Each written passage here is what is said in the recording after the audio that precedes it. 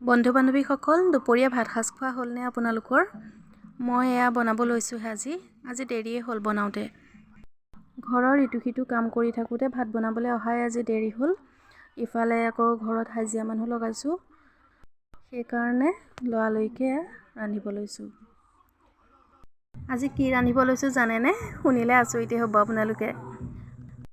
জাতিলাও ভাজি। জাতিলাও অৱশ্যে আজি অকণমান মই বেলেগ পদ্ধতিত ৰান্ধিছোঁ বাৰু। সৰিয়হ, নৰসিংহ পাত এনেকৈ দি পেলাই ৰান্ধিলোঁ।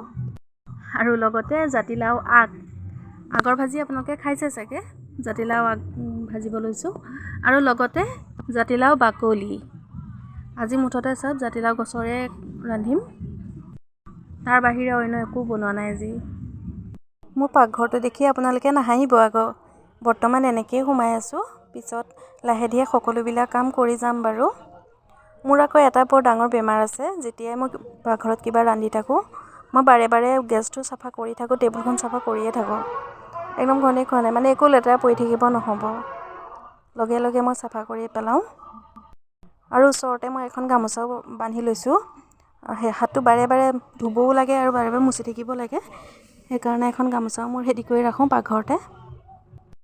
দিনৰ ভাগত আমাৰ গাঁৱত একো পোৱা নাযায়। কোনোবা আলহী আহিলেও নিৰামিষে খুৱাই পঠিয়াবলগীয়া হয়। মাছ মাংস সদায় আবেলিহে বহে। ৰাতিলৈ চিন্তা নাথাকে বাৰু, কিন্তু দিনত অহা আলহীকহে সদায় আমি নিৰামিষে খুৱাবলগীয়া হৈ যায়।